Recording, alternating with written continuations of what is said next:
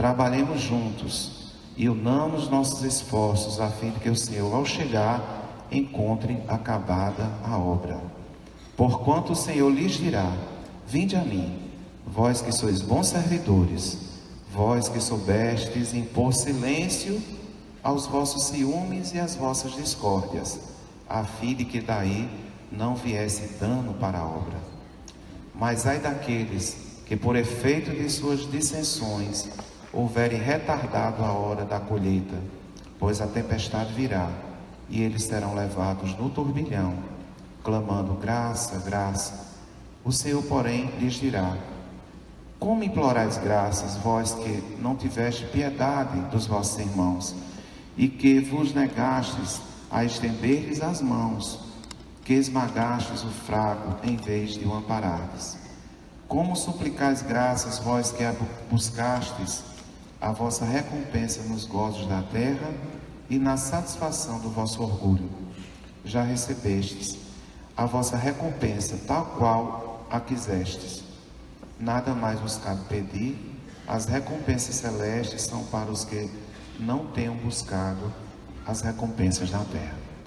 Bom, a gente vai fazer mesmo um bate-papo hoje, fazer uma fala rápida sobre o perdão, porque é um dia muito bonito hoje, um dia de louvor à vida, e a gente percebe muito o quanto as pessoas, quando se magoam, por não aceitarem as limitações das pessoas, por não entenderem que as pessoas são comuns, que elas nos agridem, que a gente as agride, que qualquer relacionamento humano, ele é humano, e nesse sentido, a gente não pode esperar das pessoas uma perfeição que nós não temos. E muitas pessoas, vivendo infantilmente a vida, começam a se machucar e se magoar nos relacionamentos, onde elas deveriam simplesmente aprender a conviver. E quando Jesus nos chama para o perdão, Ele não nos chama para uma tarefa simples, não nos convida para fazer algo que seria mágico, do tipo, é porque você tem que perdoar porque é bonitinho. Não existe ter o moralista na proposta de Jesus. Existe um convite a uma forma lúcida de viver a vida. Porque o ressentimento não faz mal a Deus que se sente atingido por nossa infantilidade. O ressentimento faz mal a nós que sentimos e carregamos o peso de um evento que aconteceu no passado, mas que eu continuo levando para o meu presente, tornando ele árido e destruindo as esperanças do meu futuro. Portanto, quando a gente pensa em perdão, a gente primeiro deveria então ter que desmistificar o que seria perdoar, porque muitas vezes a gente romancia demais os relacionamentos, ou o perdão, ou o amor. Primeira coisa que é importante ser dita: perdoar a gente é esquecer? Muito bem. Se você estiver esquecendo o que fizeram com você, procure um geriatra. Talvez Alzheimer, o alemão, esteja se aproximando de você. Na verdade, o esquecimento proposto pelo Evangelho não é do evento. Você lembra do evento, é do peso que o evento tem na sua vida. Porque o evento pesou no momento em que aconteceu. Guardar aquilo sequencialmente é infantil. Irai-vos, mas não pequeis, não deixais que o sol se ponha sobre a vossa ira. O tempo que eu deixo passar aquilo ali é o que vai tornar a minha mente, o meu corpo contaminado. Hoje, o que mais se desenvolve nas ciências psicológicas e médicas são os estudos de psicossomática, que fazem uma relação entre a psique, a mente, e o corpo, soma. O quanto cada vez mais se prova que parte significativa das doenças tem a ver com processos psicossomáticos, ou seja, processos mentais que se tornam corporais. E em 99% dos casos tem a ver com ressentimento. Ou seja, a própria palavra é autoexplicativa. Ressentir é sentir de novo um evento que aconteceu no passado. Por isso que eu conto aquela historiazinha da Tupperware, que todos vocês já conhecem, né? Que a gente precisa aprender a não guardar coisas que vai nos destruir. Então, eu preciso respeitar o meu tempo. Se você me magoou, eu tenho o direito de dizer assim: olha, você me pediu perdão, mas me dá um tempo, porque eu não estou processando ainda não. Então eu preciso de um tempo, de ficar comigo. Isso pode ser 1 ano, 10 anos, 5 anos. Não tem como você criar um perdão ficcional, porque o pior é quando você supõe que perdoou sem ter perdoado, porque você torna a mágoa inconsciente, e ela é inconsciente, ela é pior do que quando ela é assumida. Tem muita gente que não perdoou ainda porque não admitiu que odeia. Às vezes é preciso eu entender que eu preciso admitir que eu tenho uma raiva de você, Às vezes você é meu pai, minha mãe, uma pessoa importante. E aquele discurso, mas você não pode odiar pai e mãe. Bom, você não deve, não pode é outra coisa. E como é que eu vou perdoar alguém que eu tenho um ressentimento que eu não admito ter? Que eu escondo de mim? Que eu digo que eu não tenho porque é feio dizer que tenho, porque é politicamente incorreto, porque eu vou para um umbral, porque eu vou para o inferno, qualquer coisa que seja, o tipo de pensamento que a gente faz para negar um sentimento que é plenamente humano. Então, eu não posso esquecer o evento, mas eu posso tirar dele o peso. Perdoar também nem sempre significa que vai deixar de doer. Imagine que alguém lhe atropela e você fique sem andar. E você um dia perdoe essa pessoa. Você não vai voltar a andar. Mas você fez uma escolha. As suas dificuldades de locomoção já são um peso muito grande para que você ainda arraste seu espírito com ressentimento. Você fez uma escolha de, tudo bem que eu não posso ficar em pé, mas a minha alma pode se erguer no perdão. Porque é a prova incontesta da capacidade do Evangelho de reconciliar. Todos nós espíritas conhecemos uma história que é narrada com muito detalhe da mais perfeita reconciliação, que é a de Paulo e de Estevão, que hoje juntos trabalham incessantemente na divulgação do Evangelho de Jesus. Muitas pessoas inclusive casaram com pessoas que não iam nem com a cara no colégio, na universidade, tinham raiva. Não sei se alguém que já passou por isso. Vai lá num processo de reconciliação e descobre um grande amor. Então, eu preciso entender que nem sempre vai parar de sentir dor. Eu preciso entender que quando eu perdoo você, eu não estou dizendo que você está certo com o que você fez. Se você for perdoar, não estou dizendo, não, você está certo, não. Você continua errado, mas eu não vou ficar com isso dentro de mim. Claro que pior é quando você se planeja para pedir para dar perdão a uma pessoa, vai conversar com a pessoa, olha, Marco, eu vim aqui te perdoar pelo que você fez. Aí Marco olha para mim e fez, eu não fiz nada com você não. Aí o ódio volta todo de novo, porque você fica tão irritado porque a pessoa negou, que você odeia 3 vezes mais ainda. Então, quando um dia você for pedir perdão, não espere reconhecimento de quem lhe magoou. Esse pedido de perdão, aliás, esse dar perdão que você vai fornecer, é por você. Se o outro também aproveitar o poder libertador que esse evento tem, que bom. Se a pessoa não reconhecer isso, que pena para ela, porque de sua parte você está livre daquela relação. Então é importante que você vá disposto a executar um processo por você, independente da reação do outro. Eu não preciso concordar com você e também, às vezes, eu preciso te perdoar e chamar a polícia. Porque o que você fez é injusto. E se você não for punido, você vai agredir uma outra pessoa. E seria até uma missão minha não chamar a polícia para te punir. Porque eu te perdoei, mas eu não quero que você faça isso com outra pessoa. Então, percebe que há uma diferença entre o que a gente romancia de perdão e o perdão na realidade? O perdão nas forças que a gente tem. Porque a gente vai chegar num nível em que a gente não vai se magoar. Porque é o ego que se magoa. Com a doutrina espírita, a gente perde um profundo argumento do ressentimento, que é o argumento da vítima. É quando você chega e diz assim, mas fulano me machucou e eu não fiz nada com ele. Aí você chega no centro espírita e a pessoa faz, como é que você sabe que você não fez nada com ele? Como assim? Eu lembro. Sim, você lembra dessa vida. Você está se achando vítima, mas você é um espírito eterno. O que a gente mais escuta em reunião mediúnica é um clássico da reunião mediúnica. A pessoa dá o nome no centro espírita. Você coloca. Eu lembro, Marco, de uma vez, Haroldo, uma amiga minha, sabe aquele pessoal que tem uma mediunidade bem ostensiva? Aí uma pessoa ligou para mim, Rossandro, meu marido está louco aqui, me ajuda, eu sei que você é espírita. Nessa hora a gente serve para alguma coisa.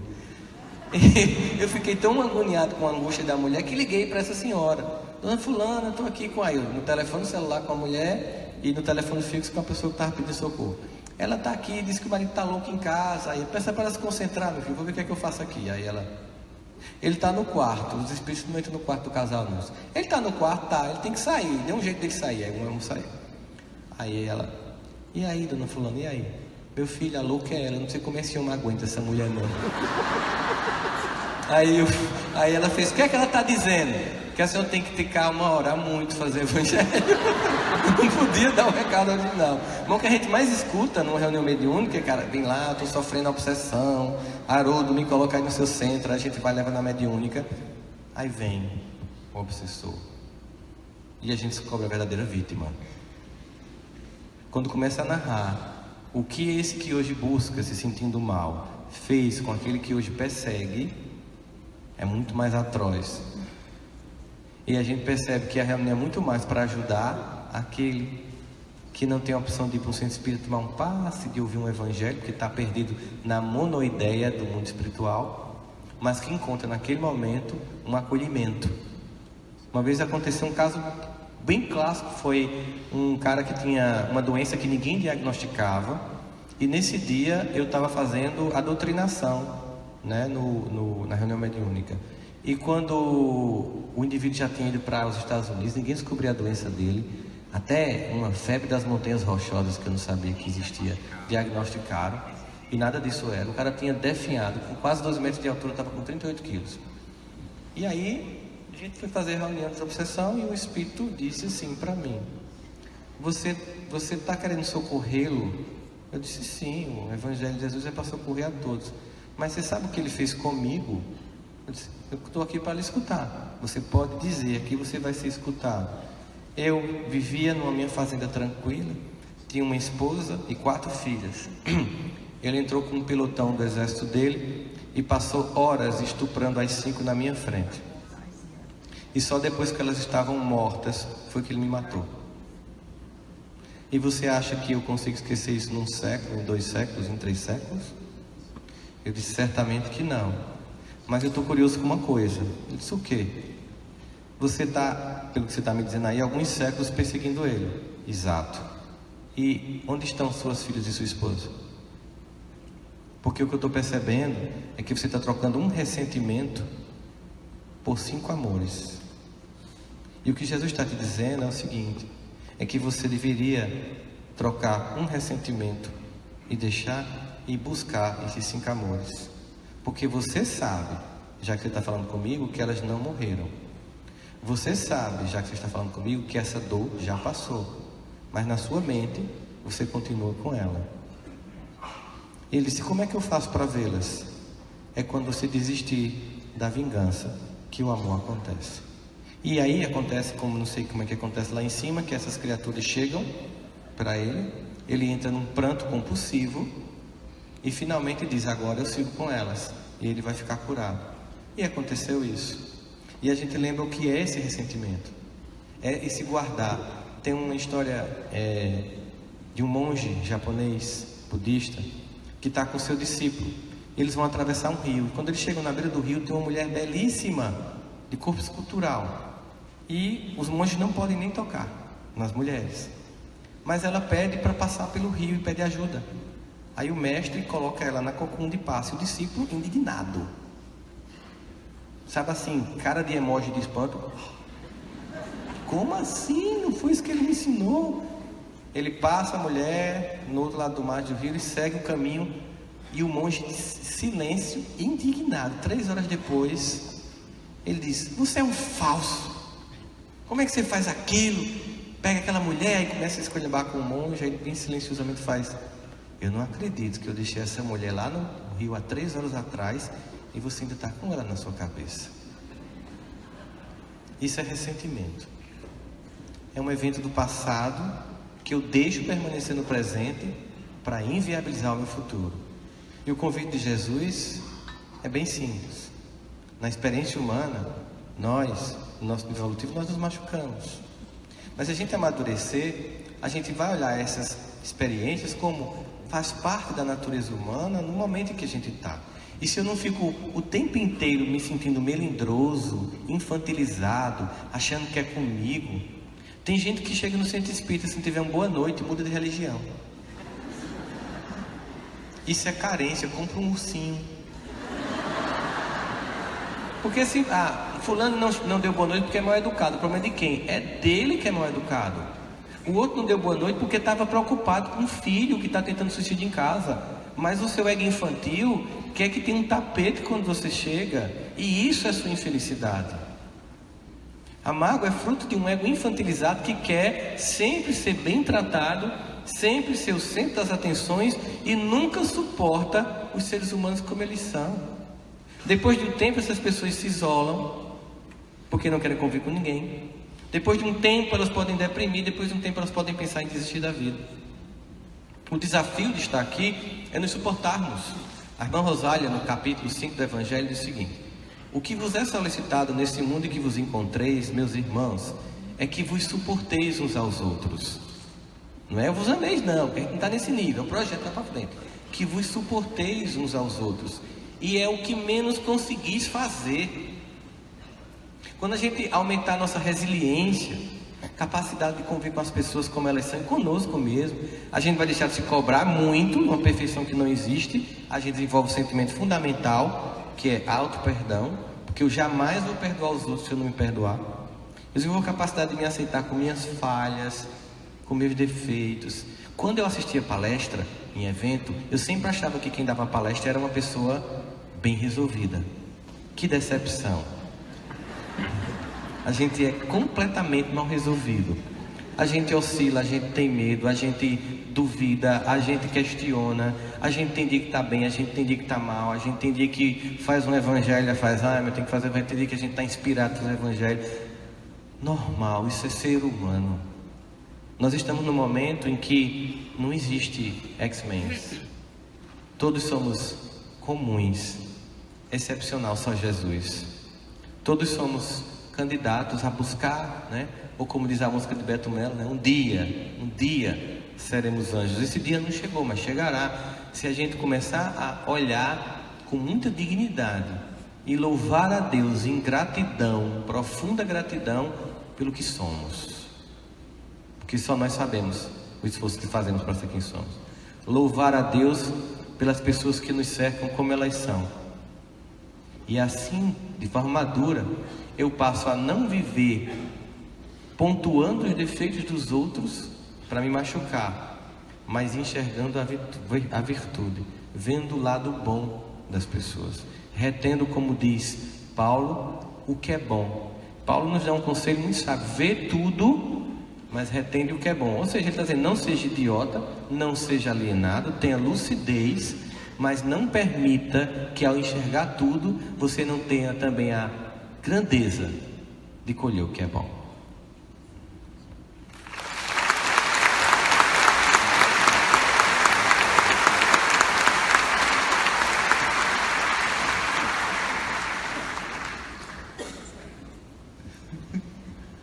A gente resolveu diminuir a fala para a gente poder conversar, né? Então é só uma introdução rápida. O meu tema é pensamento e vida. Eu me lembro de um caos, a época que o Chico estava recebendo o livro Brasil, Coração do Mundo, Pátria do Evangelho. O pai doente, não podia trabalhar, porque a profissão do pai do Chico era vendedor de bilhete da Mega Sena, da loteria. E a família passando fome, o único que trabalhava, recebia um salário mínimo, era Chico Xavier, e isso psicografando Brasil, Coração do Mundo, Pátria do Evangelho. E a fome se instalou, e o pai do Chico desespera. A obra era um sucesso, começava a vender muito, e o pai dele, já bem doentinho, chama o Chico e fala: meu filho, eu fiquei sabendo aí, uma notícia no jornal, escrito, que o livro está vendendo muito. Não tinha jeito, meu filho, de pegar um dinheirinho dessa venda do livro. Não estou pedindo para você viver do livro não, meu filho, mas só para ajudar nas despesas aqui. E aí o Chico começa a chorar, Ele fala: meu pai, eu não posso pegar o dinheiro do livro. Mas por que, meu filho? Vocês fazem caridade para tanta gente, não pode fazer para você? Pois é, meu pai, mas o livro não é meu. O livro é dos espíritos. E eu não posso receber nada pelo livro. Mas não fica triste não, meu pai, porque as minhas irmãs estão crescendo, elas vão poder trabalhar. Daqui a pouco tudo isso se ajeita. Aí o pai dele falou assim: meu filho, esses espíritos não te ajudam. Eu vou fazer o seguinte: esse negócio aí de desencarnar, quando eu desencarnar, meu filho, eu vou parar as bolinhas para você.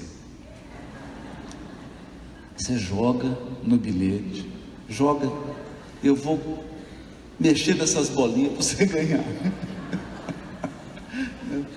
E o pai dele já tinha desencarnado, mais de 20 anos, o Chico estava no pinga-fogo e perguntaria, e aí, parou as bolinhas? Até agora não, mas... O certo é que quando a gente fala em pensamento e vida, as pessoas são tomadas hoje nós vivemos um tempo do mágico. As pessoas, elas querem uma coisa mágica, uma fórmula mágica. Por exemplo, a fórmula do emagrecimento da virada do ano novo. Então você usa assim uma blusa amarela com listras roxas e no dia seguinte você está 30 quilos mais magro. As fórmulas mágicas. E quando a gente fala em pensamento e vida, logo vem no imaginário das pessoas assim, eu vou pensar positivo e tudo vai se resolver na minha vida. Não é? Então, como se fosse, eu vou pensar e com a força do meu pensamento a Terra vai começar a girar ao contrário. Então é importante que a gente coloque isso numa perspectiva. E a perspectiva é da questão número 1 de O Livro dos Espíritos. Deus é a inteligência suprema. Isso significa que você pode pensar positivo o dia inteiro, mas o pensamento do Criador se sobrepõe ao teu. Esse é o primeiro ponto. Nós somos espíritas e monoteístas. Para nós, há um Deus. E Ele é um. Que é diferente. É diferente. Ele é uno. Ele é íntegro. Não tem fissura em Deus.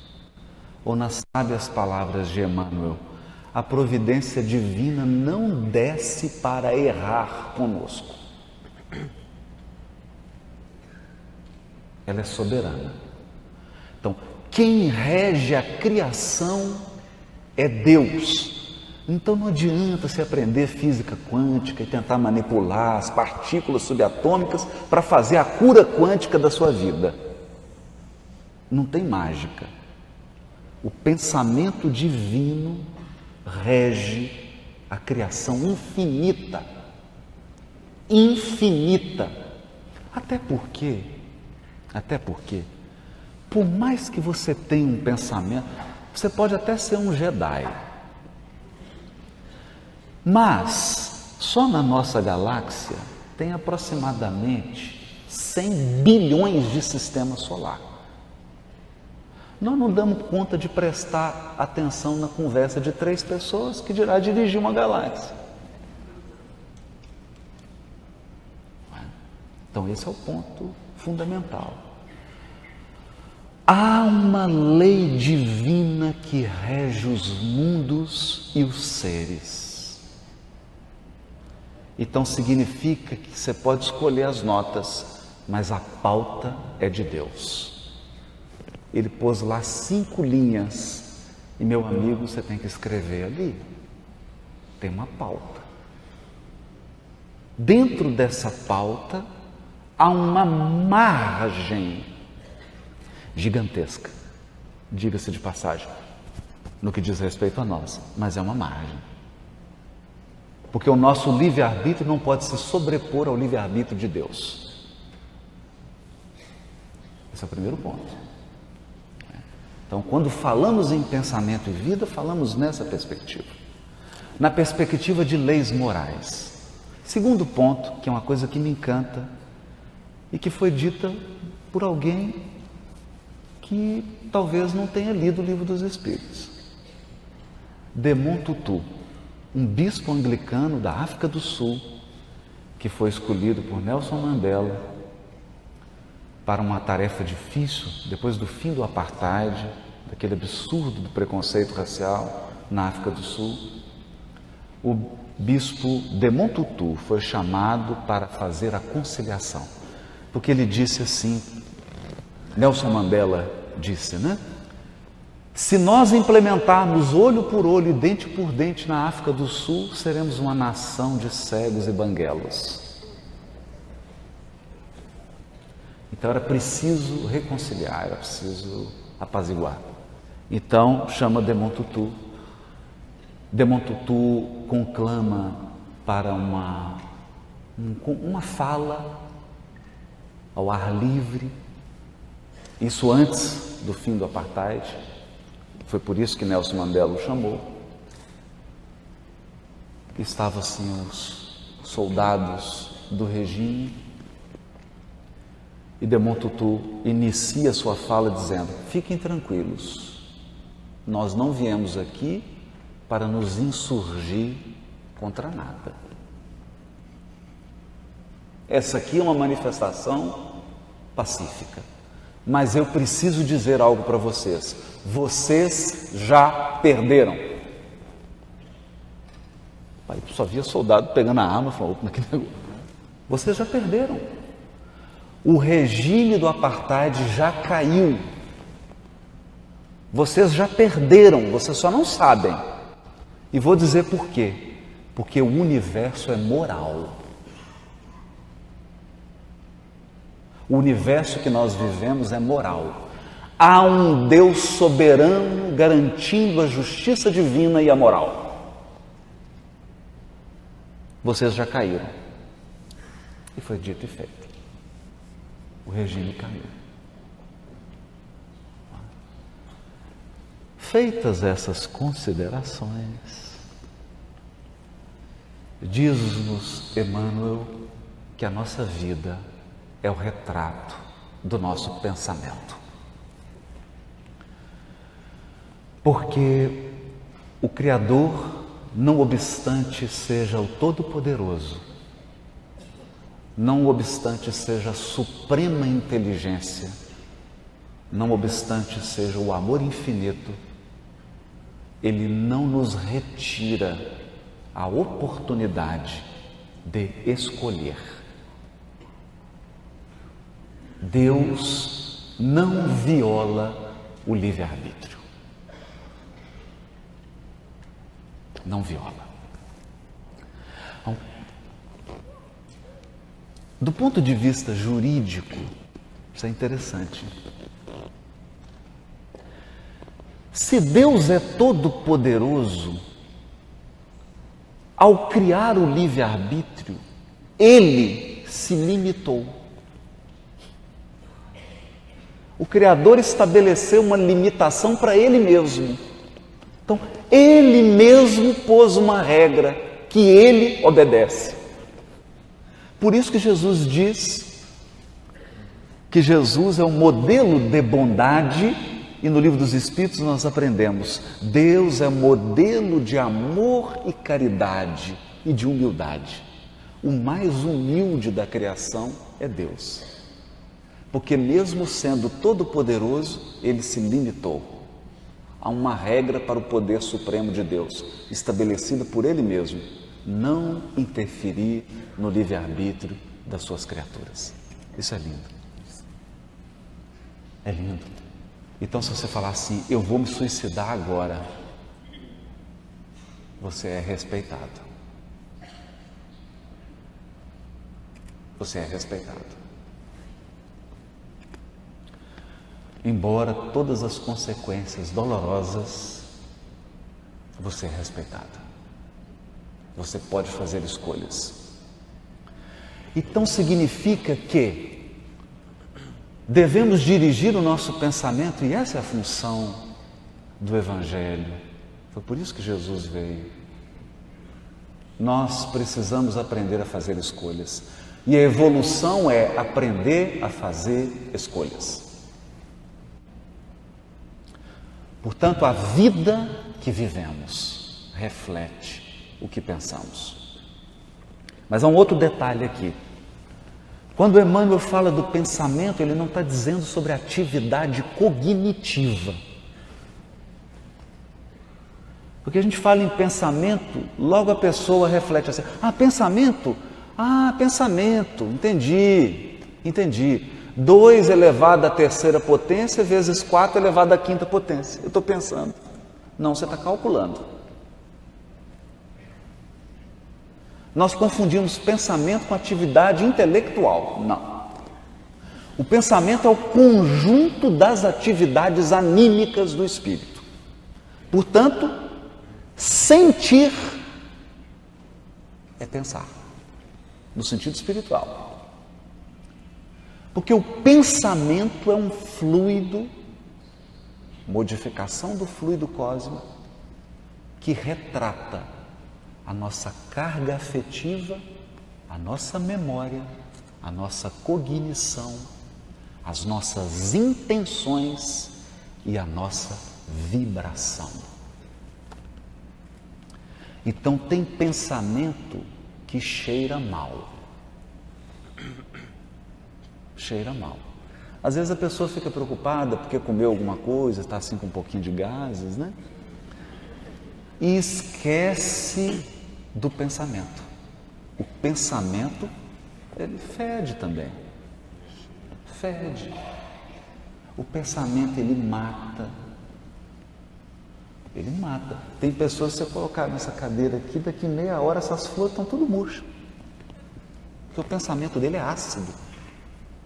A vibração é ácida. Então a gente costuma muito pensar assim no umbral, né? Por que não tira o povo de lá? Porque onde vocês colocarem, eles criam outro umbral. O umbral não é um lugar. O umbral é uma comunidade de seres.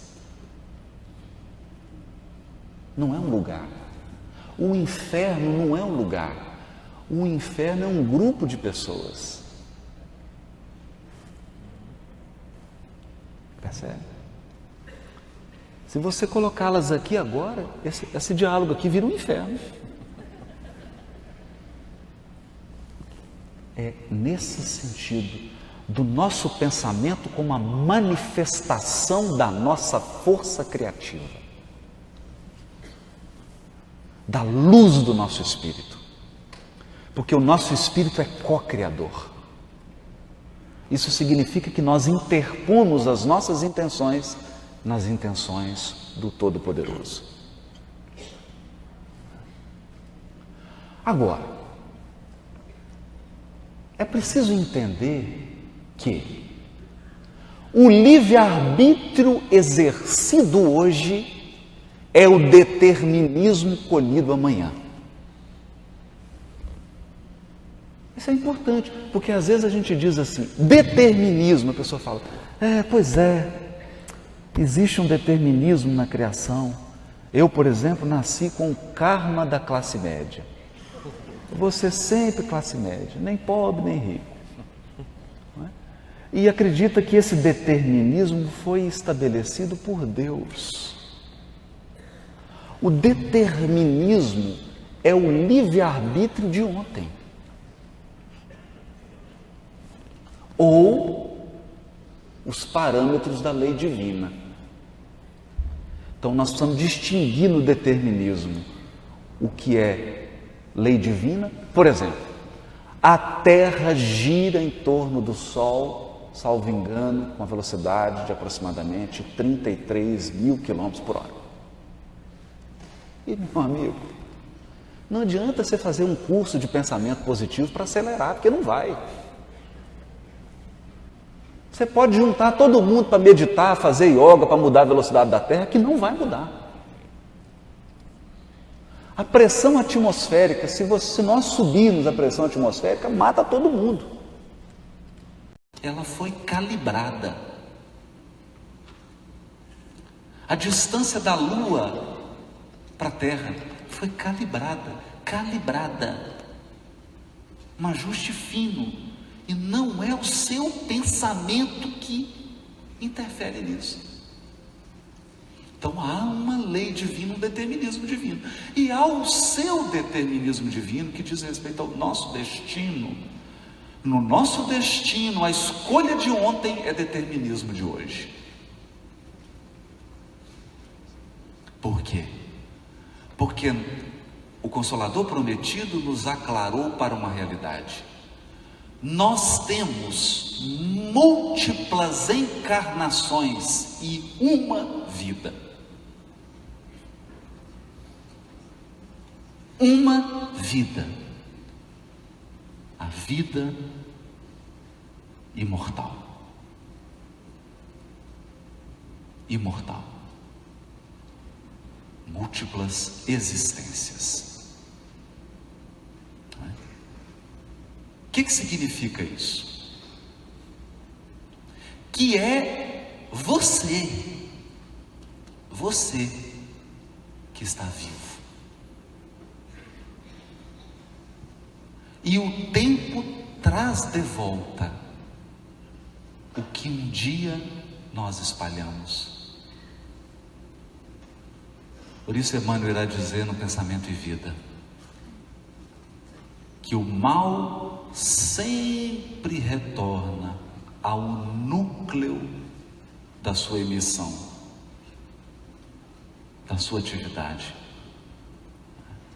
Então isso significa que nós não estamos aqui num processo assim mágico de vamos pensar positivo para ter uma vida positiva. É mais profundo que isso. Educa o teu pensamento para que a tua vida mude. Aprenda a escolher. Aprenda a escolher. Penúltimo ponto, para a gente encerrar. Penúltimo ponto. Pensar é semear. Você planta uma alface, em 15 dias você está colhendo. Planta café. Planta café. Aliás, Rosana, matéria do New York Times, café emagrece. Agora está comprovado. Comprovado. Café emagrece, mas é capinar, não é beber não. É capinar. Então você planta o café, só colhe daqui a 5 anos. O que significa isso? Nem todas as semeaduras são iguais. Há plantas que demandam 5 anos. Há árvores que para você colher a madeira, árvores legalizadas inclusive, né? Para colher a madeira você tem que esperar 30 anos. E a alface que você planta e colhe em 15. Na vida espiritual também. Então tem semeadura que você vai começar a fazer agora. Daqui 250 anos você vai começar a colher. Há processos renovadores que você inicia agora. Daqui 2000 anos ele vai se concretizar. Vide Públio Lentulus, Emmanuel, 2000 anos. Portanto, a proposta do Pensamento e Vida é uma proposta de longo prazo. E por fim, para encerrar essa fala, né, para a gente bate-papo, não é bate-boca, né, bate-papo, né? Emmanuel diz assim, que nós vamos fazendo essas experimentações com a nossa força criadora, até que um dia nos identifiquemos com a sabedoria infinita que representa o pensamento do Criador e com o amor infinito que representa a vida de Deus. Sabedoria infinita e amor infinito. Nesse dia, o dia em que nossas escolhas forem as mais sábias, o dia que as nossas ações forem as mais amorosas, nossa vida será abundante. Abundante. É dessa abundância que Jesus fala. Essa vida abundante, que é a vida plena de amor. Plena de amor. E eu encerro dando um exemplo, em homenagem aqui à nossa querida irmã Aila. Divaldo foi visitar a irmã Dulce. E ela, com aqueles assistidos todos, né? Aquela carência enorme, uma comunidade muito pobre. E ela dormia numa cadeirinha mais velha, né? E o Divaldo chegou lá, viu, mas irmã, a senhora dorme aqui? Durmo, meu filho, olha que você danada, né? Durmo, aquele dengo, e dengo de freira, quem resiste, né? Aí ele durmo, o Divaldo, nossa, fez uma campanha, não pela paz, por uma cama para a irmã Dulce. Aí conseguiu aquela cama bonita, daquelas que eletrônica, pisa, ela faz a cabeça, levanta o pé, fala, agora a freirinha vai dormir bem, né? Compra cama, manda entregar com lacinho, bilhetinho e envia. Daí alguns meses o Divaldo volta, está lá a irmã Dulce na cadeirinha, na mesma. Mas irmã, a senhora não recebeu a cama? Recebi, meu filho. Mas está dormindo na cadeirinha? Essa cadeirinha já me ajudou a criar toda essa enfermaria.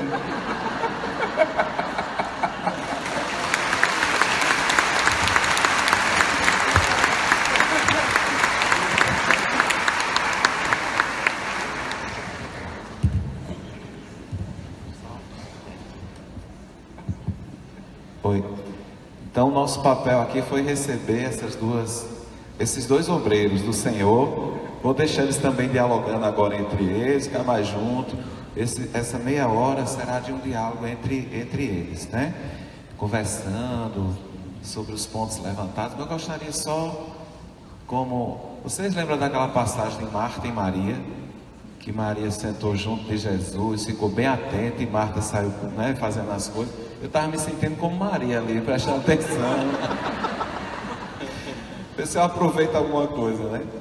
Mas dentro das colocações e puxando para o tema, qual é a maior oferenda que podemos fazer a Deus?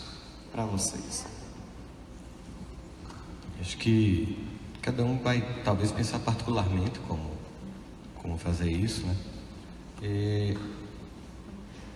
Eu poderia usar como referência a minha própria experiência em relação a isso. Eu passei muito tempo da minha vida querendo ser outra pessoa que não seria eu. Eu queria ser mais bonito, mais alto, ter mais cabelo, entendeu? E quando finalmente eu aceitei quem eu sou, eu disse que eu acho que a maior oferenda que eu ofereci a Deus foi agradecer por ser assim, desse jeito, por ser eu mesmo. E a minha contribuição é exatamente deixando infantilmente de tentar ser uma outra pessoa que não seja eu mesmo. E é um sentimento de gratidão. Quando você quer ser uma outra pessoa que não é você, você não está agradecendo a Deus o projeto que Ele estabeleceu para você, no seu poder de onisciência profunda e de seu amor infinito. Ele sabe exatamente por que você é desse jeito. Nós não temos apenas uma íris do olho única, uma digital única e um código genético único. Nós temos um DNA espiritual único, né? Nós somos filhos de um Deus, e nisso nós somos todos irmãos, mas Ele quer essa diversidade. Veja esse arranjo que está aí atrás de Haroldo, que graças a Deus ninguém colocou com seca-pimenteira, né? O arranjo, né, Haroldo? E ele está aí bem bonito. Veja que a beleza desse arranjo está na diversidade das flores. Por mais que seja muito bonito e romântico, que Jesus não quer que a gente imite Ele. Ele quer que a gente, sendo nós mesmos, possamos viver a experiência que Ele viveu. Que é uma experiência de servir, é uma experiência de amar, é uma experiência de aceitar os outros, de olhar sem julgamento. Tanto que é muito inconveniente para qualquer um de nós observar os personagens que Ele encontra no Evangelho. Se Jesus estivesse aqui hoje, Ele estava na papuda. Ele estava visitando quem a gente escracha, quem a gente detesta, né? Então, assim, esse primeiro seria, esse grande louvor à vida seria agradecer a vida que me foi dada, a experiência que me foi oferecida e dela fazer o melhor que eu posso para honrar esse Pai amoroso e infinitamente bom que me deu a oportunidade de ser quem eu sou. E não importa o que eu faça, em que grau isso aconteça, que eu faça da melhor forma possível, porque o maior louvor à vida é louvar a vida que me foi dada por Deus. Nós somos templo de Deus. O verdadeiro ato de adoração é honrar a nossa vida. Honrar a nossa vida sendo o que você tem que ser. Então eu fico... Porque hoje, Marco, a gente vive um paradigma que é assim, é preciso ser, aí a gente põe lá uma lista assim, isso, né? Então eu fico pensando assim, se a minha mãe, que é analfabeta, colocasse assim a meta dela: eu preciso ser uma palestrante espírita e tradutora do Novo Testamento, eu não tinha nascido. Então, quando Paulo está dizendo que nós somos templo do Deus vivo, é que Deus se manifesta para o mundo através das minhas características únicas. Então, tem uma parte de Deus que você só vai conhecer comigo. E tem um lado de Deus que você só vai conhecer com o Rossandro. Porque Deus é infinito. Então tem um lado de Deus que é o Rossandro. Quando a gente ver e compreender a Deus, nos tornarmos puros, a gente vai falar: gente, não é que é parecido com o Rossandro, um negócio de Deus, né? Vai ver que estava lá. Ele se manifesta, há um processo de comunhão que é único. E nada ter que fazer.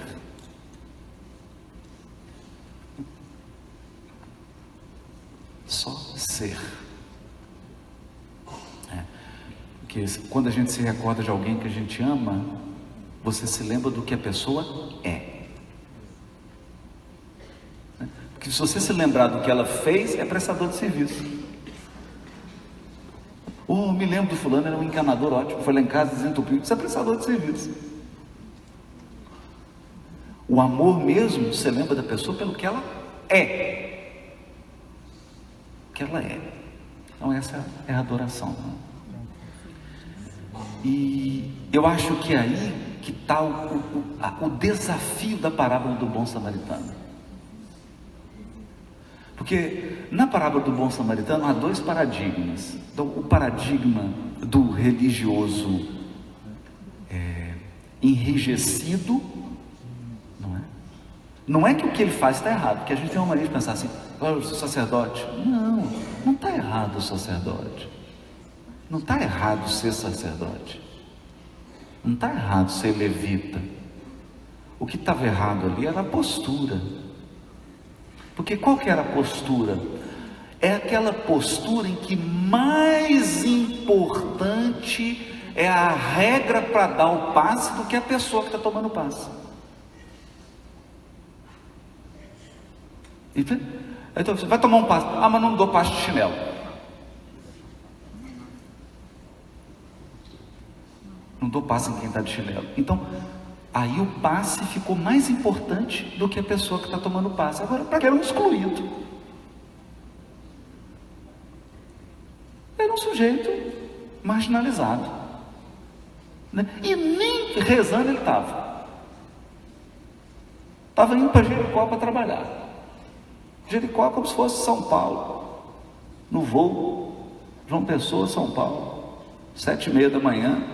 Eu estava lá pensando qual que ia ser a margem de lucro. Estava pensando no negócio dele. Mas quando ele viu o homem caído, aí ele foi movido de íntima compaixão, que a compaixão é de Deus. Então ele se deixou, ele incorporou incorporou. A mediunidade de incorporação. Incorporou Deus, a compaixão divina, e atendeu o homem. E aí Jesus fecha a parábola com um enigma. Um agasalho para os que têm frio. Rossano, precisamos levar uma comida para os que têm fome. Vamos levar uma palavra. Então assim, você está aqui no palco e lá estão os necessitados de caridade. O próximo está lá. É uma multidão de sofredor e eu estou aqui no topo, exercendo a caridade. E às vezes a gente espírita pensa assim, né? Aí Jesus pergunta assim: quem foi o próximo daquele que caiu? E se o que tiver sem agasalho for você?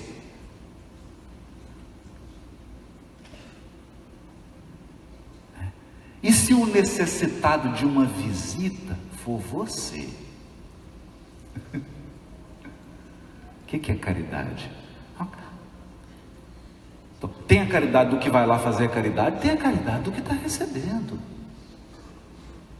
E a gente espírita acha que nunca vai estar do outro lado do que vai receber. Então o que significa isso? Para resumir,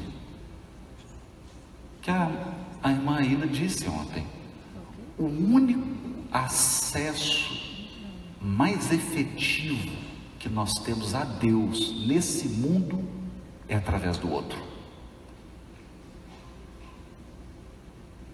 É no outro que eu sinto Deus. Eu lembro, o Honório falava isso, você lembra disso, Mar?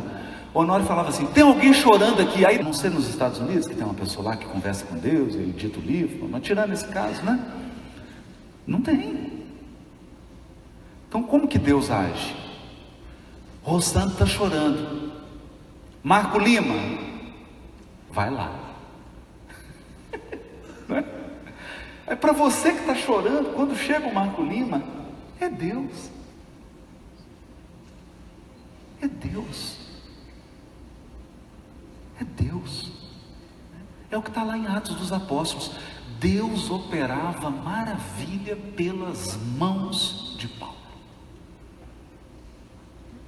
Pelas mãos de Paulo. Então, esse é o ato de adoração verdadeiro, né?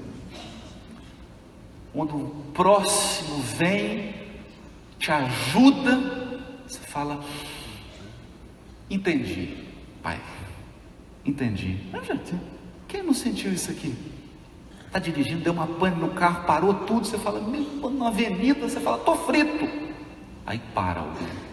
Está precisando de alguma coisa? Ai, Deus. O primeiro impulso que a gente tem, oh meu Deus, né?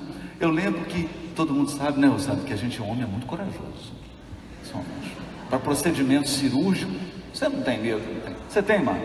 Paraibano não tem medo disso.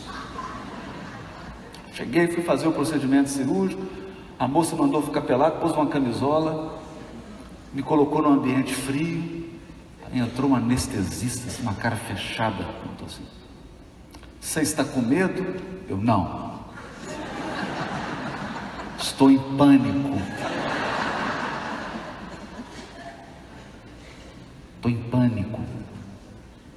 Ela se conduziu, não. Não, isso é comum, já estou acostumado. Daqui a pouco te dou uma anestesia. E aí, como me colocou naquela maca, aquela camisola, um negócio constrangedor, né? E aí, indo para aquele bloco cirúrgico, eu falei: gente do céu, é hoje que eu vou desencarnar. Essa cirurgia no joelho, é cirurgia no joelho, é uma coisa grave. O negócio é pode desencarnar, né? É muito grave na gente, né? E aí, entrando no bloco cirúrgico, aquele frio danado, e ela pegando aqueles negócios, eu falei assim: Chico, pelo amor de Deus, nem que seja só hoje, vem.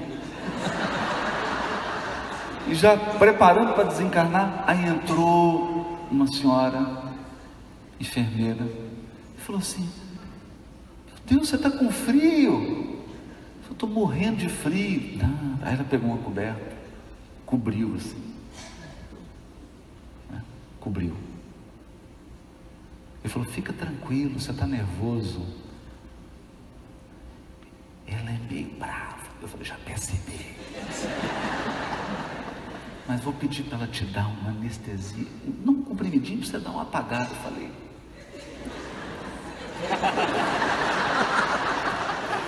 aí ela foi lá, conversou, né? Aí a mulher veio assim mal-humorada, tipo assim, nossa. Aí aplicou aquele negócio na veia, e eu só lendo assim aquele cobertor. E você acredita que ela deu a mão?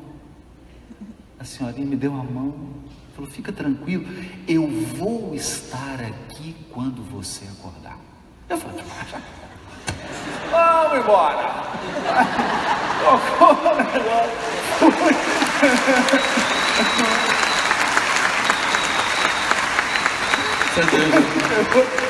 Engraçado que quando eu acordei, ela está. Foi incrível isso. Eu acordei, ela estava lá. Eu falei, estou encarnado. E aí ela falou assim, você já está conseguindo mexer? Aí me deu um pânico assim, você está... brasileiro. Porque... não, porque é o seguinte... Não, estou brincando. Não. Tá certo. A gente fica falando muito, né, e você tem uma mensagem muito bonita quando as pessoas ficam questionando se o Brasil seria né, o coração do mundo, parte do Evangelho, como se a gente fosse... E aí você diz assim, como é que a gente pode esperar que no hospital as pessoas não estejam doentes? Mas aí quando você fala dessa senhora e de como ela representou Deus e de nossa busca por um país mais ético, eu sempre me pergunto qual é a minha contribuição para essa ética. Porque, por exemplo, às vezes eu vou fazer palestras em municípios e a secretária de Saúde e Educação me diz assim, Sandro, nós temos um problema aqui, é que nós temos professores que dão aula na particular e na pública, mas na pública eles faltam. Na pública a aula começa de 7, eles chegam de 8, termina de 12, eles saem de 10h30. Mas na particular começa de 1, eles chegam de 12h30, termina de 5, eles saem de 5h30. Mas corrupto é só o político. Entende? E aí a gente fica pensando assim,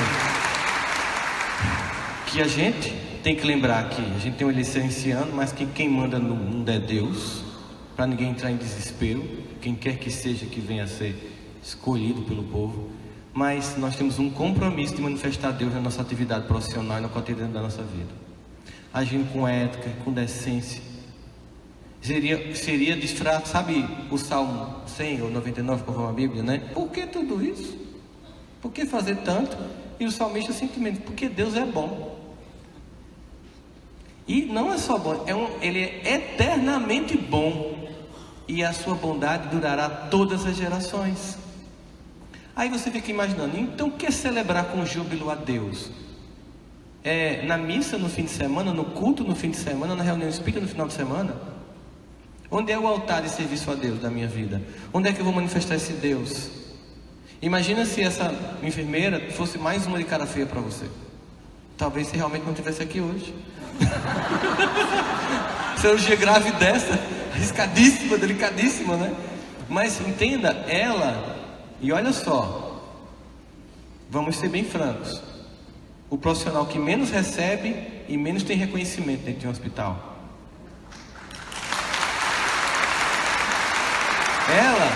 Ela podia pensar assim, ninguém me reconhece, eu não tenho uma profissão de status e eu não ganho bem, por que eu vou atender ele bem? Vou fazer igual a médica. Mas entende quando é que você sai e serve a Deus no cotidiano? Quando você sai apenas do discurso, do congresso, do encontro, do SC, da JC e sai para viver Jesus no cotidiano? É quando você pensa, eu vou manifestar isso quando atender o telefone e dizer bom dia, o que você precisa, né? E quando eu também ligar para alguém, sabe, é essa manifestação de Deus que provocaria uma ética coletiva e que nos tiraria de um drama que a gente reputa ser só político, mas é da sociedade. É quando eu entendo que a proposta do Evangelho não é algo distante de mim e que ela tem também espaço histórico político para acontecer e que não tem a ver com partido, mas com postura. Porque nós vemos, por exemplo, na campanha, desculpa eu estar dando esse recado, só para aproveitar o início do ano, nesse congresso, para dar um recado para o movimento espírita. Por favor, não vamos usar nossas redes sociais para agressão. Defenda com a mesma veemência que você defende os candidatos, defenda o Evangelho. erga como única bandeira que realmente é a esperança, ou como diz o seu Fabiano do Egito, lá do Campina Grande, toda vez que ele abre os trabalhos da Casa do Caminho, em nome do Cristo, a nossa mais alta esperança, estão abertos a trabalhar nessa casa, que a nossa bandeira seja Jeová Nissi, o Senhor é a nossa bandeira. Porque aí a gente vai entender, eu vou empunhar essa bandeira no meu cotidiano, eu vou agir com decência, eu vou acolher, eu vou dar a mão a uma pessoa que está com frio no centro cirúrgico, com uma camisola que a bunda fica de fora. Eu vou dar a mão para essa criatura, já fiz cirurgia, eu sei o que é isso. É horrível, é constrangedor, né? Eu vou chegar para aquela comunidade, mesmo que eu possa dizer para mim que eu não vou dar uma aula boa, porque a sala de aula é ruim, porque os alunos não dão atenção, porque eu estou numa comunidade carente, mas pensar assim, mas eu sou talvez a única pessoa que Deus vai usar para resgatar essa criatura do tráfico de drogas. Eu sou a única pessoa que, se eu der aula com dignidade mesmo, que eu dê com mostrar o prazer de ser professor, professora, eu vou dar a essa criança a experiência de dizer, é possível fazer algo diferente. E a gente começa a perceber louvor a Deus, vivendo uma vida ética, que é uma vida fraterna, que é uma vida em que o meu movimento, não importa no que eu faça, é um movimento que procura trazer o melhor para o próximo, para o outro. Essa mulher não usou a justificativa de não ser valorizada, de não ganhar como uma médica, para atender mal a aluno. Eu também não posso utilizar o argumento de não receber bem para maltratar o meu aluno. E isso não quer dizer que eu não vá continuar lutando por dignidade de salário, dignidade na sala de aula e reconhecimento social. Porque enquanto os políticos brasileiros acharem que construir ponte vai tornar o país melhor e não entenderem a lição histórica clássica que só muda quando a educação é prioridade, a gente não vai conseguir. Porque, como diz Cristóvão Buarque, uma ponte leva a gente de um lugar para o outro, mas a educação leva a gente de hoje para o amanhã. E a regeneração é um processo de educação de almas, tanto de educação formal, como e sobretudo de educação moral. Portanto, nós todos que estamos aqui, estamos sendo chamados para começar um ano em louvor a Deus. E que esse louvor, ele saia desse auditório tão bonito, que homenageia um paraibano tão ilustre, como Ariano Suassuna, né? Que saia daqui de nós, não importa se você não é daqui, que saia daqui de nós uma vontade de, no que quer que eu faça, eu impacte a vida das pessoas. Porque os cristãos iniciais eram 1% da população e fizeram o que fizeram. E a gente não tem conseguido, sendo maioria estatisticamente de cristãos no Brasil e no mundo, fazer o que eles faziam. Precisamos se reinvestir desse Deus que espera de nós, né? Eu estou lembrando do caso que o Chico estava atendendo há muitas horas, né? E tinha uma senhora para ser atendida, já ficou impaciente. Aí ele levantou, parece que para ir ao banheiro, ela foi ao encontro, chegou lá e falou assim: Chico Xavier, seu sem vergonha, deu 3 tapas no rosto dele. Você volta e vai me atender. Aí o Chico desmontou, né? Viu o Emmanuel aproximar, ele falou, pensou, né? Emmanuel, não tem condição de atender. Como é que eu vou fazer? Você não acha que eu tenho razão? Ele falou, Chico, você tem razão, mas ela tem a necessidade. O professor tem razão, né? Quando ele quer um salário melhor, mas o aluno tem a necessidade. E esse é o movimento que a gente vai fazer, sair daqui louvando a vida para além do encontro, sair do culto, da missa, da reunião espírita, louvando a vida para além da comunidade da religião. Realmente o incômodo de uma alma num universo que é moral, como você falou, né? No universo é moral, Desmond Tutu falar, existe uma moral que vai derrubar esse regime, ou a partir de lá, existe uma moral que vai dizer assim para você, esse sentimento de incompatibilidade consigo, de angústia, é fruto de um espírito que não está fazendo o que tem que ser feito. O drama é justamente assim, meu filho, ainda não é isso, ainda não é assim. Porque quando você entra em sintonia, você é tomado de uma paz que excede todo o entendimento, como diz o Evangelho. A paz do Cristo excede todo o entendimento, mas é uma paz que não é fruto de uma coisa que Ele nos dá gratuitamente, mas é de cumprir um dever coletivo, pessoal e coletivo, de tal modo que a minha vida provoque o bem ao outro, Isso sim. Observe que o dia que você mais dorme bem é o dia que você trabalhou exaustivamente. Eu tenho certeza que o pessoal do Congresso vai dormir super bem hoje à noite. Porque trabalharam exaustivamente, não obstante o fato de que muita gente só vem para observar problemas, né? A gente nunca percebe o esforço que cada um faz para isso acontecer, que é um processo de aprimoramento. Tem defeitos? É claro que tem defeitos. É claro que tem defeitos, sabe? Existe uma coisa que eu acho fundamental na crítica, são 3 passos fundamentais. É que primeiro que você diga seja absolutamente verdade. Segundo, que você, quando disser a crítica, você proponha a solução. E terceiro, que você faça parte dela. Porque só observar é muito fácil. Portanto, todo mundo aqui está fazendo um esforço. Sejam bem-vindos à Paraíba. Ô, Rossano, e tem uma coisa importante, já que você levou essa questão da política, né? A gente fica assim exaltando, com razão, com gratidão, as figuras do Chico, do Divaldo. Mas essas pessoas passaram por Segunda Guerra Mundial. Passaram por regime militar aqui no Brasil. E essas obras foram psicografadas e o trabalho foi feito. E nunca vimos esses baluartes numa postura de desequilíbrio, de desespero por questão político-econômica. Por quê? Esses movimentos, eles são oscilatórios. Eles são oscilatórios. Um dia, o mundo será governado por justos. E o planeta será uma morada de justos. A pergunta é: se fosse hoje, será que eu estaria incluído? Não é? É verdade. Será que eu estaria incluído? A gente não pensa nisso. Eu lembro o caso do Jerônimo Mendonça, né? O gigante deitado. Ele fala que o amigo... Ele pediu para um amigo fazer a palestra para ele, porque ele não pôde ir. E o amigo foi e sofreu um acidente de automóvel. Morreu todo mundo, menos ele. Ele voltou desesperado. Aí chegando com o Jerônimo, falou: vamos fazer um culto. Estava apavorado, né? Ainda com aquela memória. E aí caiu uma passagem: se fosse um homem de bem, teria morrido. O culto... Então a gente tem que imaginar que não será com desespero, nem com ódio. A gente tem comentado muito isso, né, principalmente nas redes sociais, gente.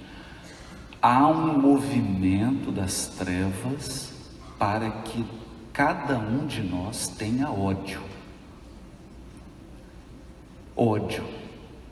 Essa é a obsessão coletiva dos nossos tempos. Você vai numa festa de aniversário, você vai num lugar, você começa a conversar com as pessoas. Se você não tiver ódio a um partido político, você é demodê.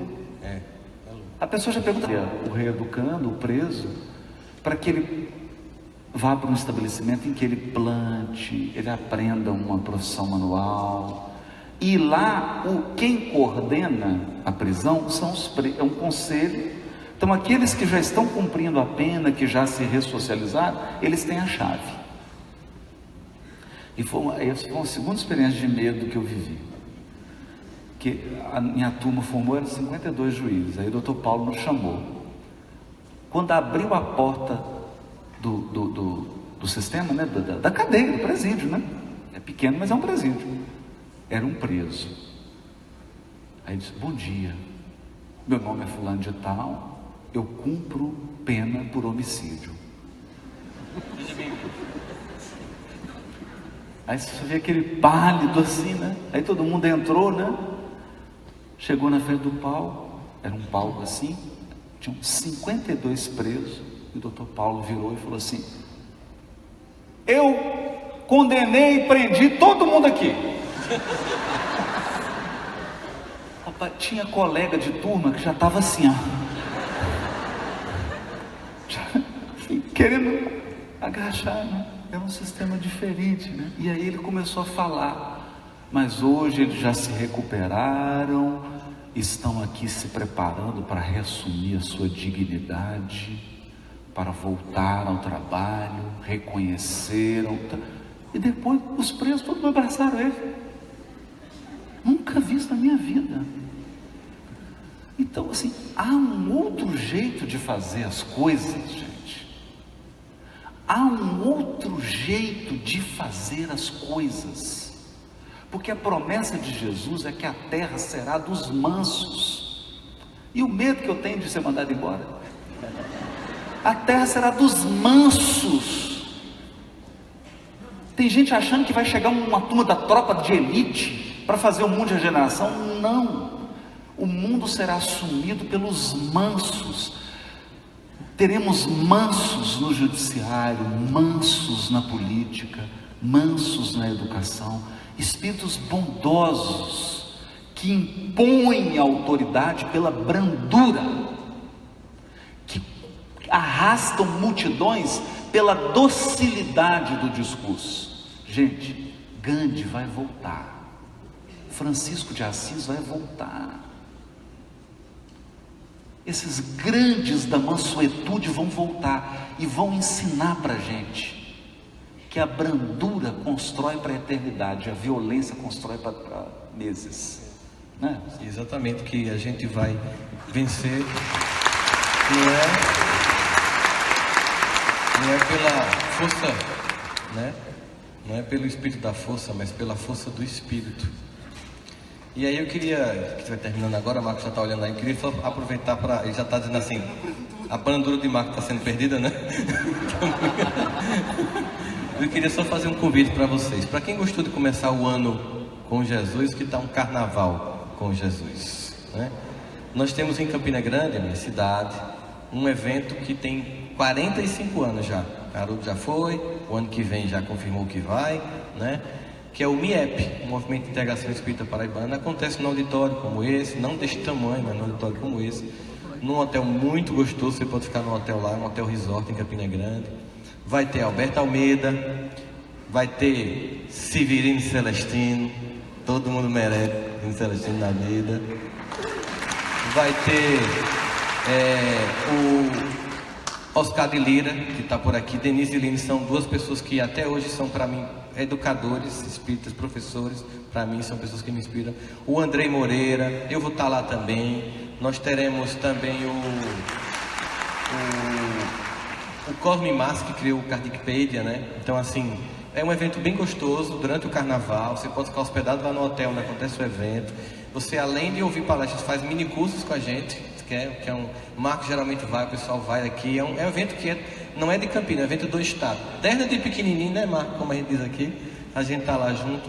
E está tendo uma promoção hoje aqui no Congresso. Quem está no Congresso pode ir agora no intervalo lá no stand do MIEP, aí onde está tendo a Venda dos Livros, que hoje está um preço promocional para você se inscrever, tá bom? Então sintam-se convidados e obrigado. É por esse momento aqui agora que a gente está tão gostoso, com esse meu irmão querido aqui, com aquele outro que está lá.